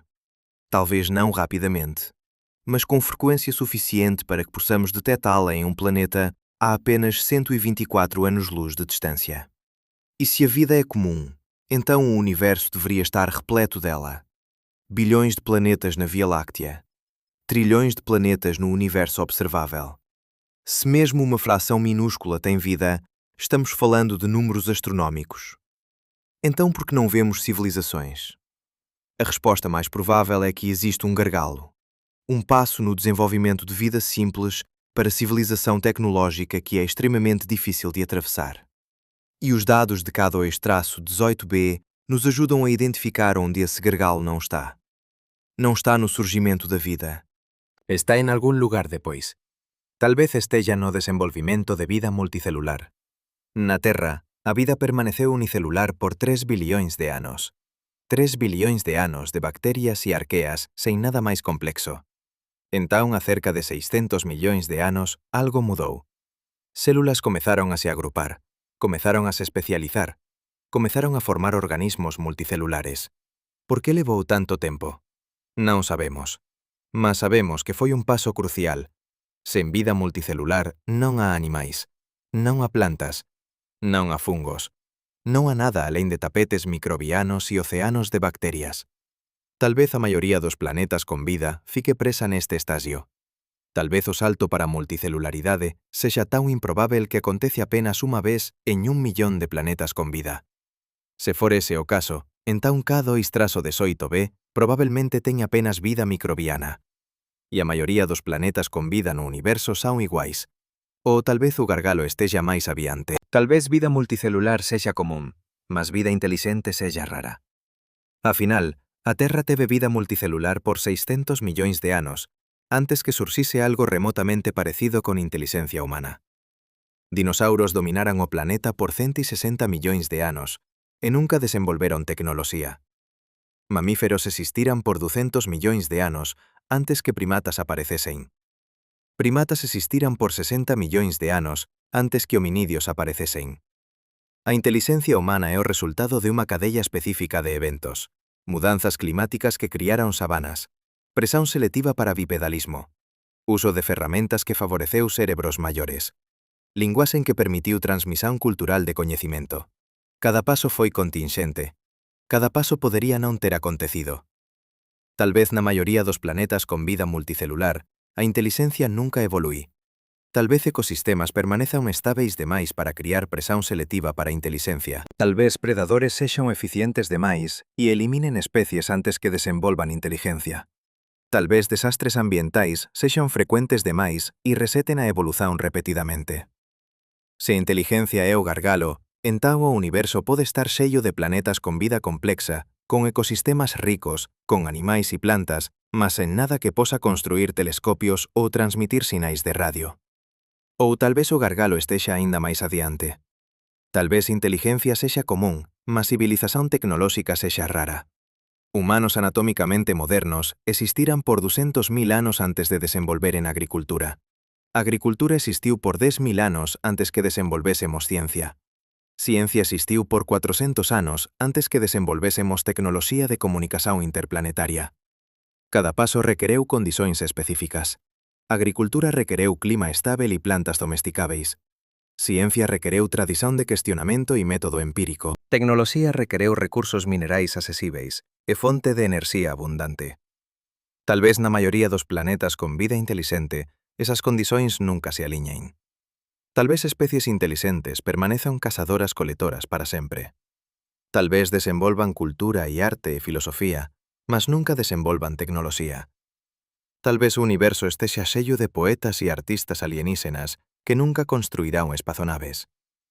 Ou talvez o gargalo sexa o que sempre tememos. Talvez civilizacións tecnolóxicas sexan comuns, mas de curta duración. Talvez o paso de desenvolver tecnoloxía para sobreviver a tecnoloxía sexa tan difícil que a maioría falla. Os dados de K2/18b non responden esa pregunta, mas tornan a pergunta máis urxente. Porque se a vida é común e se non vemos civilizacións, entón algo está impedindo a vida de se tornar civilización. E precisamos descubrir o que é ese algo antes que nos impeza tan ben. En 2025, unha segunda descoberta foi anunciada. O planeta Próxima Centauri D, orbitando a estrela máis próxima do Sol a apenas 4,2 anos-luz de distancia, mostrou sinais de oxixenio molecular en súa atmosfera. Moito oxixenio. 20% da atmosfera, similar á Terra. Oxixenio molecular é altamente reativo. Non debería existir en grandes cuantidades en unha atmosfera planetaria a menos que algo o estexa producindo continuamente. Na Terra, ese algo é a fotosíntese. Plantas e algas e cianobacterias producen oxixenio como subproduto de converter luz solar en enerxía química. Próxima Centauri, D pode ter fotosíntese. Pode ter un equivalente alienígena de plantas. Pode ter unha biosfera complexa. E está a apenas 4,2 anos-luz de distancia. Tan perto que poderíamos, en principio, enviar unha sonda para estudalo. Tan perto que se houvese unha civilización tecnolóxica lá, ya teríamos detectado seus sinais. Mas non detectamos nada. Próxima Centauri parece ter vida, posiblemente vida complexa, mas non civilización. E iso reforza o padrón. Vida pode ser común. Vida complexa pode ser común. Mas civilización tecnolóxica é rara ou ausente. Entón, que está acontecendo? Por que a vida non se torna civilización? Existen varias posibilidades, e cada unha ten implicacións profundas. Primeira posibilidade. O salto para a intelixencia tecnolóxica é extremamente improbável. Requer unha combinación específica de factores que raramente se aliñan. Planeta do tamaño certo. Estrela do tipo certo. Lúa grande para estabilizar o eixo de rotación. Campo magnético para protexer contra a radiación. Placas tectónicas para reciclar nutrientes. Impactos de asteroides suficientes para traser agua, mas non tantos que esterilicen o planeta. Extinzóns en masa suficientes para criar oportunidades evolutivas, mas non tantas que reseten a evolución completamente. A Terra teve tudo iso, e mesmo asín levou 4,5 billions de anos para producir unha civilización tecnolóxica. Talvez sexamos incrivelmente sortudos. Talvez a combinación de factores que levou a humanidade sexa tan rara que acontece apenas unha vez en 1 trillón de planetas.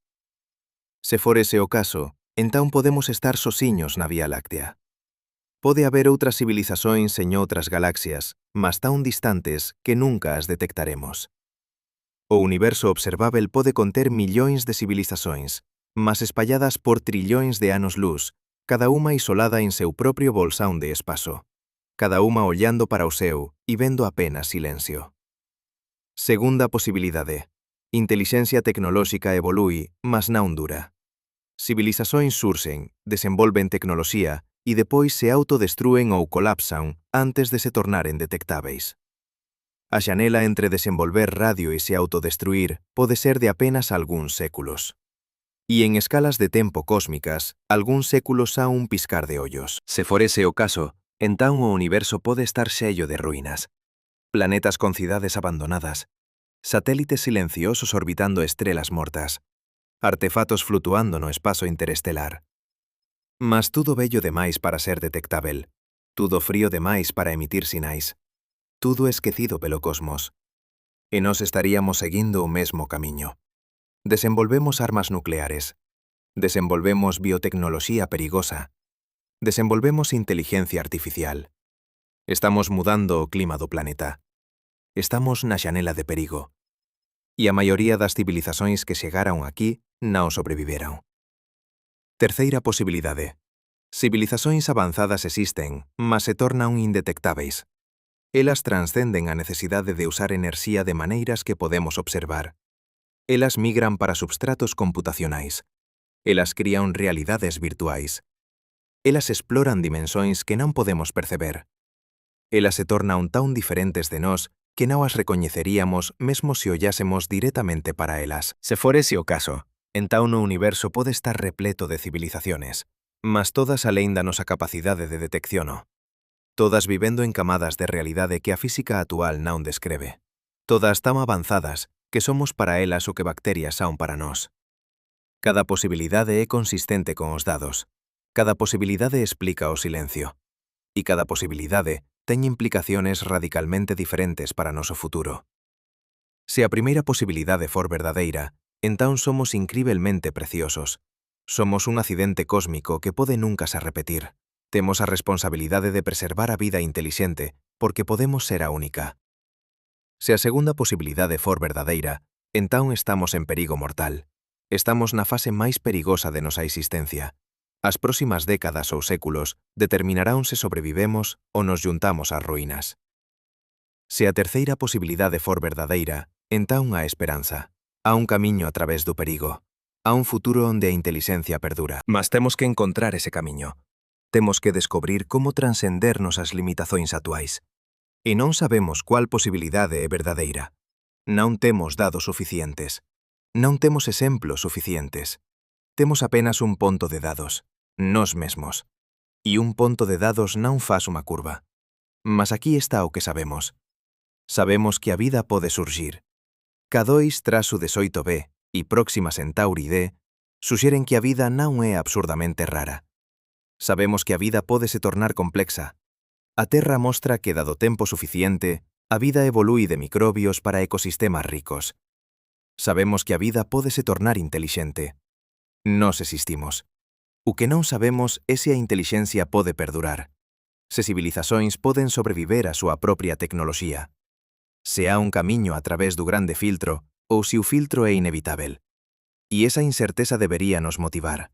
Debería nos facer traballar máis para entender os riscos. Debería nos facer máis cuidadosos con tecnoloxías perigosas. Debería nos facer máis determinados a sobreviver.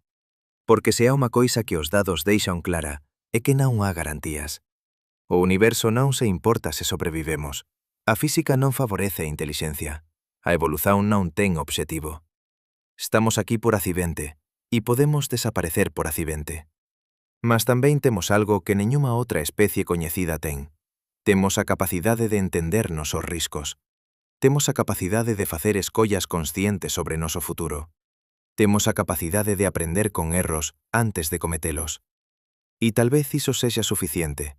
Tal vez a diferenza entre civilizacións que sobreviven e civilizacións que perecen sexa simplesmente consciencia. Consciencia dos riscos. Consciencia das escollas. Consciencia das consecuencias. O paradoxo de Fermi nos forza a ter esa consciencia. Nos forza a ollar honestamente para os dados e perguntar: o que eles significan para nós? O que debemos facer diferente? Como evitamos o destino de todas as civilizacións que poden ter vindo antes de nós? E as respostas non son fáceis. Mas son necesarias, porque o silencio do cosmos non é apenas un misterio científico. É un teste. Un teste de se somos sabios o suficiente para sobreviver. Un teste de se a intelixencia é unha vantaxe evolutiva ou unha maldición. E aínda non sabemos se pasaremos no teste. Mas tal vez estexamos facendo a pergunta errada. Tal vez a questão non sexa onde están todos, mas o que significa estar aquí, neste momento preciso da historia cósmica, facendo esa pregunta. Porque há algo profundamente extraño en nosa situación. Somos unha especie que existe a 200.000 anos en un planeta que existe a 4 billions e 500 millóns de anos, en un universo que existe a 13 billions e 800 millóns de anos. E apenas agora, apenas neste século, desenvolvemos a capacidade de procurar por outras civilizacións. Apenas agora podemos facer a pregunta e esperar unha resposta. Se tivésemos nascido 100 anos antes, non teríamos radiotelescopios. Se nascermos 100 anos depois, tal vez ya teñamos encontrado a resposta ou deixado de existir. Estamos en unha xanela temporal incrivelmente estreita. E iso non é coincidencia, é consecuencia. Porque a capacidade de facer a pergunta e a capacidade de nos autodestruir surxiran simultaneamente. A mesma física que nos permite transmitir sinais de radio nos permite construir armas nucleares. A mesma bioloxía que nos permite entender a vida nos permite criar pandemías. A mesma intelixencia artificial que pode nos axudar a procurar por sinais alienígenas pódese tornar unha ameaza existencial. Estamos no ponto de inflexão. E tal vez todas as civilizacións cheguen a este ponto. Tal vez sexa unha lei universal. Un momento en que você pode facer a pergunta é un momento en que você pode deixar de existir. E tal vez a resposta para o paradoxo de Fermi estexa nesa sincronicidade. Tal vez a maioría das civilizacións non sobreviva tempo suficiente para encontrar outras. Tal vez a xanela entre desenvolver tecnoloxía de comunicación e desenvolver tecnoloxía de autodestruición sexa tan estreita que poucas civilizacións a atravesan. E nós estamos nesa xanela agora. Cada día que sobrevivemos é un día a máis do que tal vez a maioría das civilizacións conseguiu. Cada ano sen guerra nuclear é unha vitoria estatística. Cada década sen colapso climático catastrófico é un milagre silencioso. Considere a natureza do tempo en escalas cósmicas. Se você comprimir a historia do universo en un único ano, con o Big Bang acontecendo a medianoite de 1 de xaneiro, entón a Vía Láctea se forma en meados de febreiro. O sistema solar se forma en setembro. A vida na Terra surxe en meados de setembro. Vida multicelular aparece en meados de decembro. Dinosauros dominan a Terra por algúns días no final de decembro e son extintos en 26 de decembro. Humanos anatómicamente modernos aparecen ás 23 horas e 52 minutos de 31 de decembro. Toda a historia rexistrada da humanidade, desde as primeiras civilizacións até agora, acontece nos últimos 10 segundos do ano. E nosa capacidade de procurar por vida alienígena existe a menos de un segundo. Menos de un segundo en un ano cósmico. Esa é a escala de tempo en que estamos operando. E nesa escala, civilizacións poden surxir e desaparecer tan rapidamente que nunca se sobrepoen. Dúas civilizacións poden existir na mesma galaxia, separadas por apenas 10 millóns de anos, e nunca saberen unha da outra. Porque 10 millóns de anos é un piscar de ollos cósmico, mas é tempo suficiente para que unha civilización surxa, floreza e se extinga completamente. Entón tal vez non estexamos ociños, tal vez nunca estivemos ociños. Tal vez a galaxia teña visto millares de civilizacións, mas elas vieron e foran embora, cada unha en seu propio momento, cada unha ollando para o seu e vendo silencio, cada unha se preguntando se estaba sociña. E tal vez daqui a 10 millóns de anos, outra civilización olle para o seu e se pergunte a mesma coisa. E eles non verán neñún sinal de nós, porque teremos desaparecido há moito tempo. Nosas cidades terán virado pó, nosos satélites terán caído, nosos sinais de radio teránse dispersado e enfraquecido até se tornaren indistinguíveis do ruído de fundo. E eles ollarán para o cosmos e verán o mesmo silencio que vemos, e farán a mesma pergunta. Onde están todos? Mas há outra interpretación posível, unha que raramente consideramos porque desafíanos as suposicións máis fundamentais sobre o que significa ser unha civilización avanzada. E se a expansión cósmica non for o obxectivo? E se civilizacións suficientemente avanzadas non sintan necesidade de colonizar a galaxia? Pensamos en expansión como inevitável porque é o que facemos. Humanos se espallaron por todo o planeta. Colonizamos cada continente. Construímos cidades en desertos e florestas e tundras. Agora ollamos para o espazo e asumimos que o próximo paso é colonizar outros planetas, outras estrelas, outras galaxias. Mas por qué? Porque unha civilización avanzada quereríase expandir. Na Terra, expansaoa impulsionada por necesidade. Necesidade de recursos. Necesidade de espazo. Necesidade de fusir de ameazas. Mas unha civilización suficientemente avanzada pode non ter esas necesidades. Pode ter enerxía ilimitada de fusión nuclear ou de estrelas. Pode ter reciclaxe perfeita de materiais. Pode ter controle populacional. Pode ter resolvido todos os problemas que impulsionan a expansión. E se resolver eses problemas, por que se expandir?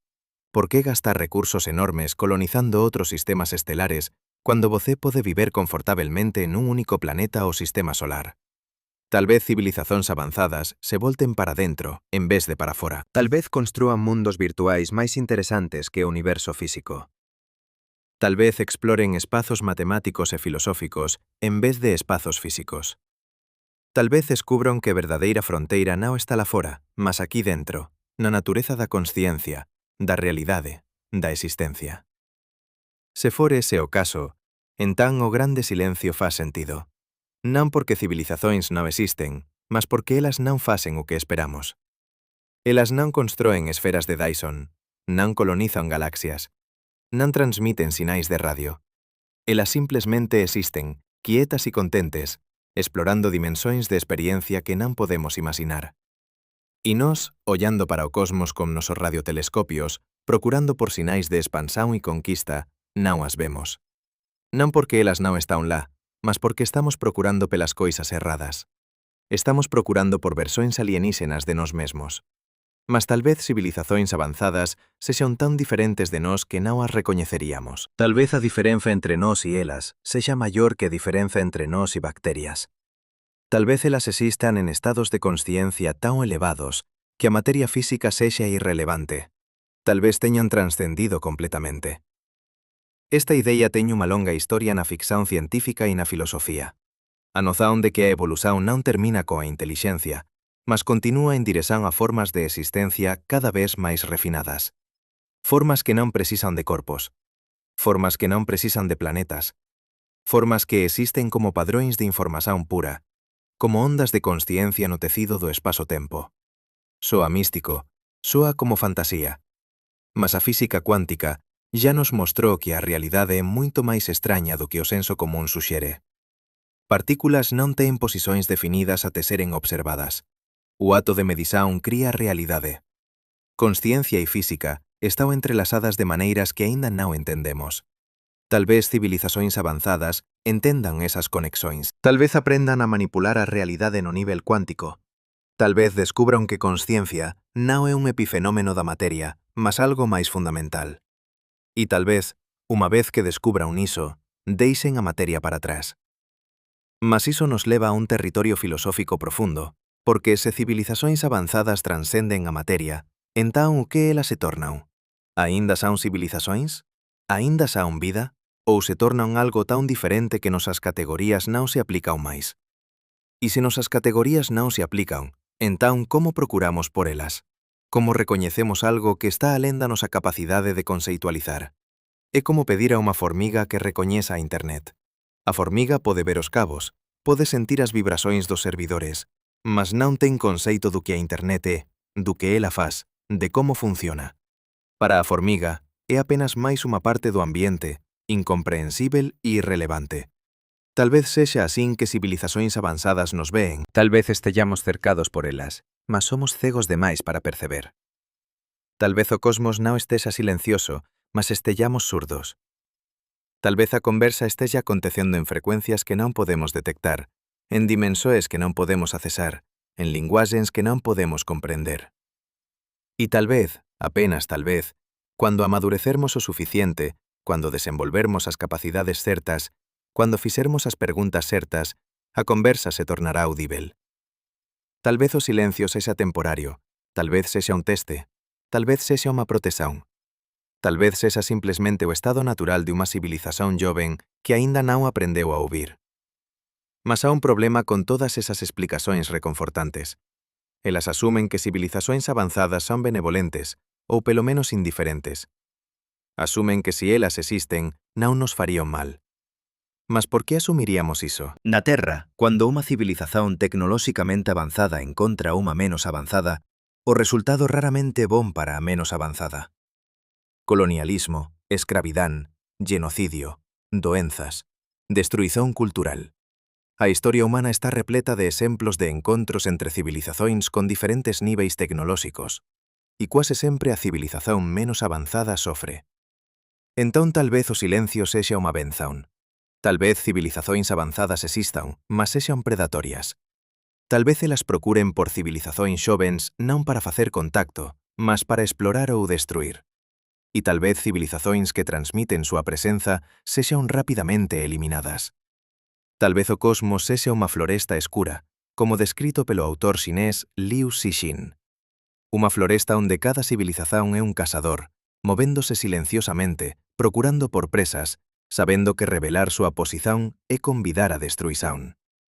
Nesta visão, o silencio non é un misterio. É unha estrategia de sobrevivencia. Civilizacións que transmiten sinais son encontradas e eliminadas. Civilizacións que permanecen silenciosas sobreviven. E nós, transmitindo alegremente nosa presenza para o cosmos a décadas, podemos ter cometido un erro fatal. Podemos ter revelado nosa posición a predadores que agora están a camiño. Esta idea é aterrorizante, mas tamén é especulativa. Non temos evidencias de civilizacións predatorias. Non temos evidencias de que o cosmos sexa perigoso desa maneira. Tudo o que temos é silencio. E silencio pode significar moitas coisas. Entón, onde iso nos deixa? Examinamos as explicacións principais. Estamos sociños.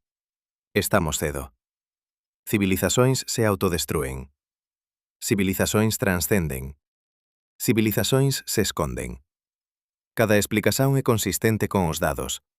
Cada explicación ten implicacións profundas. E non sabemos cual é verdadeira. Tal vez nunca saibamos. Tal vez o paradoxo de Fermi sexa unha daquelas questões que non ten resposta definitiva. Tal vez sexa unha questão que cada civilización debe confrontar, mas nunca resolver. Porque a resposta depende de fatores que non podemos observar. Depende de eventos que aconteceron a billóns de anos en lugares a millóns de anos luz de distancia. Depende de escollas que outras civilizacións fixeron ou non fixeron. Depende de física que talvez aínda non entendemos. Mas talvez a falta de resposta seja, em si, uma resposta.